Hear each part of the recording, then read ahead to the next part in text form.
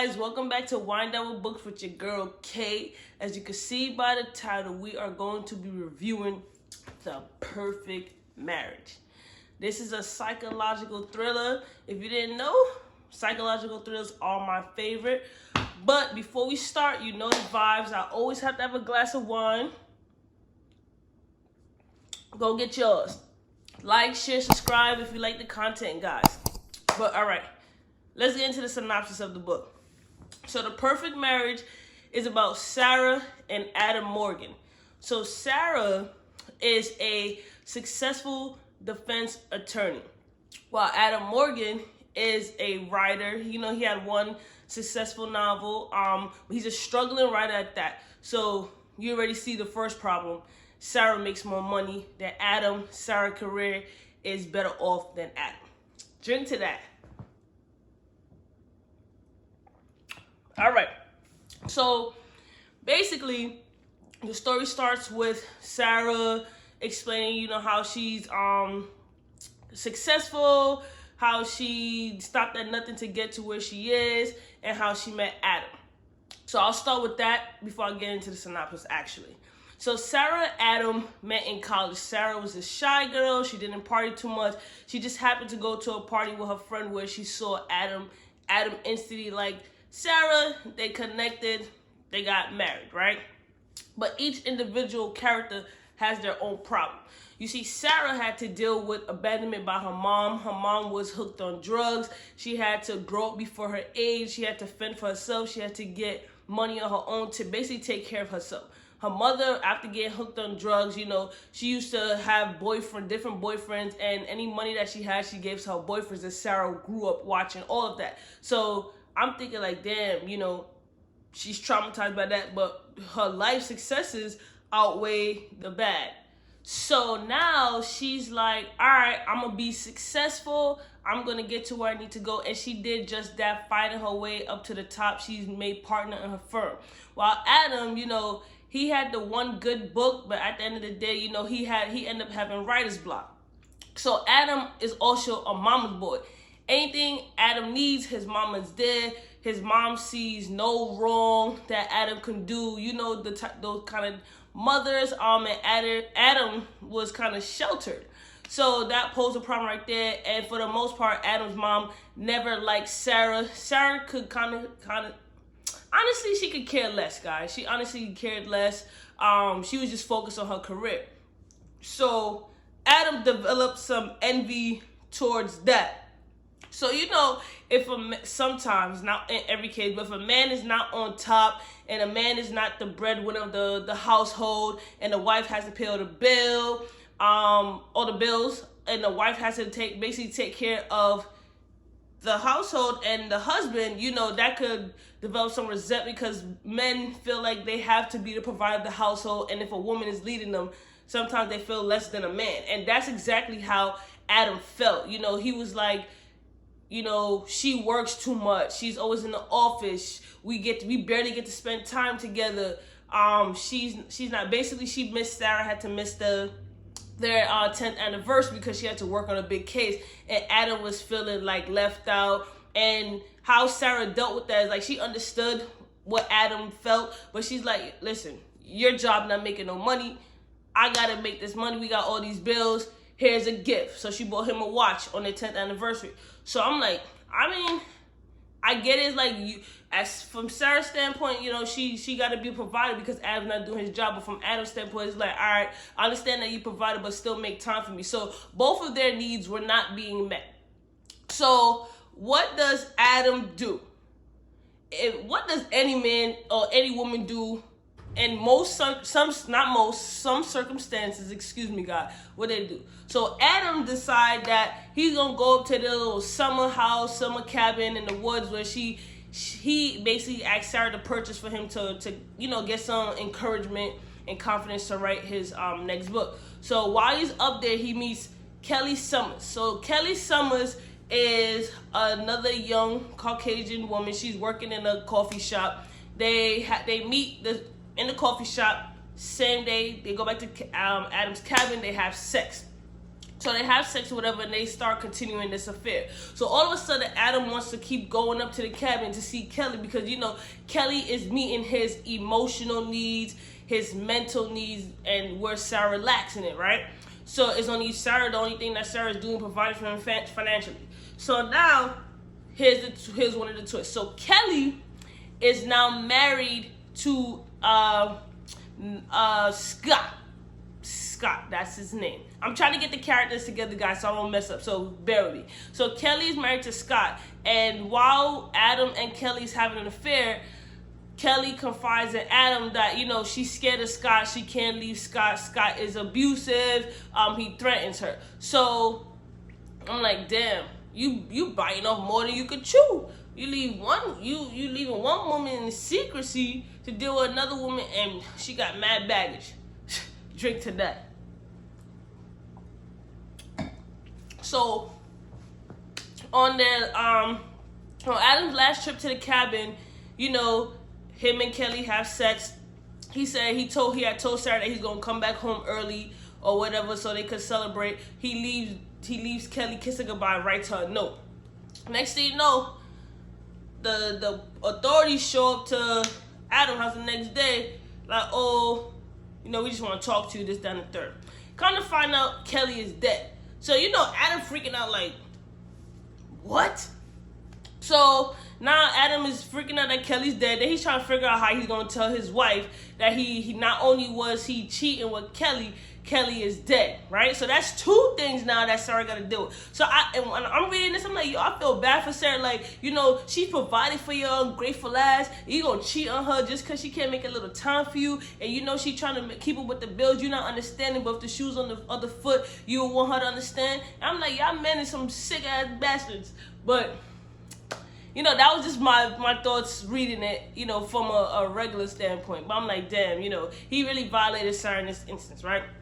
So Sarah comes to the precinct, finds out why Adam is in jail. You know, she asks Adam, did you cheat on me? Adam's like, yes, I cheated on you, this, that, and third. This is how long it's been going on. And then he was like, I'm innocent. I'm innocent. She was alive when I left. So now Sarah's just like, I got to get it together. The only person that's going to get Adam off from murder charges is me, right? So she puts aside the wife persona and goes into full lawyer mode. So the whole time they talking, he trying to touch her hand. She like, fuck off of me, don't touch me. This is what it is. She's trying to hold it together. Guys, when I tell you this story is twisted, so whatever. So she asks him, like, did you do it? He's like, no. So all the evidence is stacked up against Adam. So I'm like, in no way, shape, or form, I'm like, he gonna get up. So the whole time reading the book, I'm like, he didn't do it. I'm like, he was in love with Kelly, and the note that he wrote Kelly when he left was basically saying, I'm gonna leave my wife for you. I want you, and I don't care basically what's gonna happen. You know, we're gonna work it out. Basically, he said, I love you, you know? So, and the cake on top of this, guys, Kelly was pregnant. So while Adam is in the talking to Sarah, he's like, yo, listen, this is what it is. Kelly's husband did it, Scott, right? So I'm like, and Scott was abusive. So I'm like, yeah, Scott did it. But Scott was like, you know, nah, I ain't do it, bro. Because come to find out, Scott was a police officer. That's why Kelly was scared of him, scared to leave him. Because, you know, he's an officer. He could get away with it. She can't go to the police. They're just going to brush it under the rug. You know, code of silence in the precincts or offices, whatever. Between offices, whatever, right? But do you want to know a twist, guys? So Kelly was married before. So in Kelly's previous marriage, she was on trial for the murder of her husband, right? The reason why she was scared to leave her husband, Scott, was because Scott was the arresting officer. Scott threw away evidence in Kelly's case that got Kelly off. So they ran to a new city. Scott got a new job, and boom. So, you know, obviously he just committed a felony. You can't leave that man. You cannot leave that man. I'm gonna drink to that. So all this is being found out during the trial. I mean, not the trial, the case, and, you know, Adam trying to plead his case. right? So now Sarah's going through the motions. She has to go to her office and tell her office that, you know, she's taking on this case. She's the only one that can get him over because no other lawyer wanted to accept the case. So, and then Adam's mother come in town like, oh, you incompetent, telling Sarah that she's incompetent. You can't get my son off. You're the reason why he's in this situation. You're the reason why he cheated. First of all, how you gonna blame another woman for a man cheating? I don't care if the woman wasn't cooking. I don't care if the woman wasn't cleaning. I don't care if the man wasn't cooking. I don't care if the man wasn't cleaning. Under no grounds are you to cheat. How about you talk to your partner? How about you communicate your concerns? How about you communicate your wants, your needs? And if your needs, after the line of discussion and communication, your partner's not meeting no needs, then you walk away. But to cheat and then come back to your husband or your wife after, I can't get jiggy with that. I cannot get jiggy with that. But anyways, right? So now in the book, I'm feeling so bad for Sarah, guys. I'm like, yo, Sarah got to deal with this. She's dealing with scrutiny from her job. She's dealing with scrutiny from her colleagues because there's one of her coworkers, Bob, right? Bob doesn't like Sarah. Bob wants Sarah's job. Bob feels like, you know, he deserves the partner position at the law firm, and Sarah basically slept her way through it, which is not true. You know, oh, when a man doesn't get a job and a woman gets that job, they automatically think you did sexual favors for that job, which is bullshit, but you know how that go, ladies. So I'm going to get to the twist, right? So long story short, we're going to fast forward to the end of the book. Because the end of the book is where the shit start getting real, everything start coming together. So long story short, Adam goes to trial, right? Adam loses. Adam loses trial. He gets sentenced to death. He gets sentenced to death penalty. He's on death row. I think it's called. He's on death row for years, right? So on the day he's supposed to be sentenced to death, Sarah shows up. You know, she wants to see his face one more time. At that point, you know, Sarah has stopped communicating with Adam. She stopped writing him. She didn't want nothing to do with Adam after that. And he was like, I miss you. I want to see you. So Sarah basically told him like, yo, you basically didn't do it.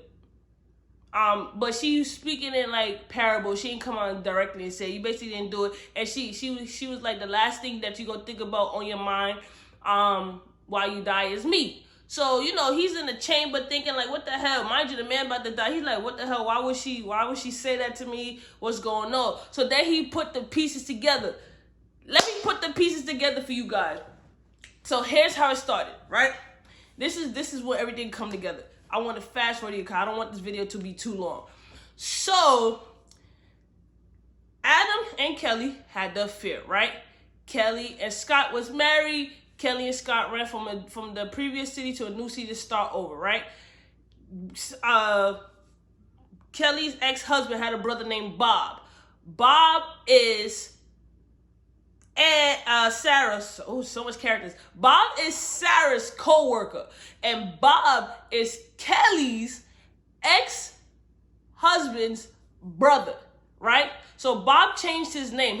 Bob had changed his name. I forgot his previous name, but he changed his name because, you know, the case was a big case or whatever, right? So Bob always felt that Kelly was responsible for his brother's death, which she really was responsible. All the evidence was stacked against her, and then here comes Scott to the rescue, falling in love with her. All right, cool. So Bob found out that Kelly and Sarah's husband, Adam, was having an affair. So he took that evidence, approached Sarah with it like, yo, your husband's cheating on you with Kelly. This is who Kelly is. If you don't basically resign from this position, I'm going to put the evidence out. So Sarah being a big dog, Sarah like, nah, what? So she like, I got a better plan. Let me tell you how conniving and smart Sarah is, but she's a scorned woman, right? I'm going to tell you why everything happened. So her and Bob actually come up with a plan to take Adam down. So while Adam and Kelly was in the cabin that night having sex, right? Sarah had her assistant, Ann. Ann is her assistant, but also her best friend. They went out for dinner, right? They concocted a plan to kill Kelly and to frame Adam for the murder, right? But you're going to find out why. So they had this all planned out. So while Adam and Kelly's having sex, Sarah and Ann go to a bar, right? At 12 past 1, Ann is super, super drunk. She's super drunk. So, she's not aware. So Kelly takes, why I keep saying Kelly? I'm sorry, guys. Sarah takes and drives up to the cabin, right? Sarah had dosed the bottle of cognac that Adam liked to drink. So they drank it. Kelly drank it, passed out. They gone drugged up, right? While Ann is sitting in the car, Sarah comes through the cabin, stabs Kelly mad times. She had no remorse.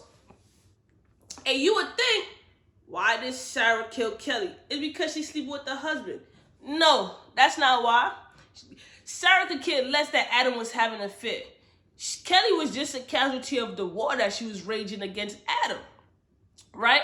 So after, Sarah kissed Kelly, she takes Ann, they go back to her apartment. So that's her alibi right there, because she was with Ann the whole night. So it's like she's not a suspect, right? Come to find out, Kelly was a hoe. Right?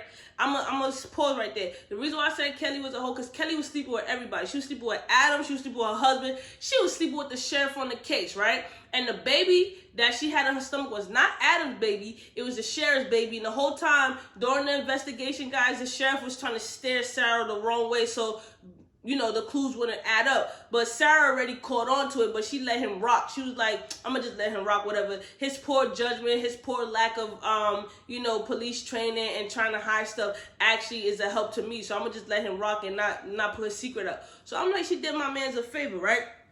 So anyways, right? So now, Bob is in it. Remember, Bob is in on the story. So Bob decided that he's going to go on a conference the day before. So he's out of town, so he can't be a suspect, right? So when all these clues is coming out, Adam had, at one point in the book, Adam had figured out that Bob was Kelly's ex-husband brother. So he's like, oh, you did it to prove his innocence, right? But they already knew, Bob and Sarah already knew that was gonna come out. So they played it off. They played it off real good. Cause I'm in the book when that part came out, I'm like, yo, this Negro, like, yo, what? I'm like, this story is juicy. Every detail coming out, come to find out they planned the whole thing, right? So now they planned that. So Bob is out of town. Sarah has an alibi with Ann. They all good. So now and then they also hired a private investigator named Rebecca to and because they knew Adam was going to be like, oh, trying to plead his case. So Rebecca is falsely trying to help Adam. But the whole time, Bob and Sarah is feeding information to give Rebecca to give to Adam. So they paid Rebecca off. Rebecca skipped town, trying to give Adam a little sense of hope. Because the reason why Sarah did that, because Sarah didn't want Adam to turn to anybody else for help except her. So anytime that a clue came up and Adam went to Rebecca or outside source, he had to go back to Sarah for help. Sarah, that's what Sarah did. I'm like, Sarah could be a little psycho, or she's just a strong woman, but you gonna understand why she did everything, right? So once it determined that the trial came, Adam is guilty, everything is coming about. Sarah planned the whole thing with Bob. In the end, Sarah and Bob end up getting together, guys. Sarah and Bob gets together. They have children. But this is the real reason why Sarah did what she did. Wait for it. All right, let me stop playing. So, the real reason why Sarah framed Adam for murder was because she didn't want Adam to get any of her money. It always comes down to money. She felt like she built everything for herself. Nobody helped her. She had to basically fend for herself, and no man deserved anything that she built. Her empire was her own, and if she was to divorce Adam, he would get half of everything. So she said, nah, I'm about to take him out. So that's why she framed Adam for the murder of Kelly. But you want to know another twist, guys? So Sarah's mom in the book died of an overdose. Something just didn't seem right with that part. And the whole time I'm thinking, I'm like, something doesn't add up. Because when they found the mom in the hotel room, she had about she had about 4 needles in her. Do you know what Sarah did? That little trick there? She stuck all the needles in her mom's arm and made her overdose. Drink to that. So everything came down to money. Sarah didn't want Adam having her money, so she framed him for murder, guys. I love this book. I didn't want to spoil too much, and I also didn't want the video to be too long. I would recommend this book. It's a dope psychological thriller. It just teaching me not to get married, you guys. I'm telling you. But I enjoyed reading this book so much. I recommend for you to read it. That's my review. If you like the review, like, share, subscribe, and I'm out, guys.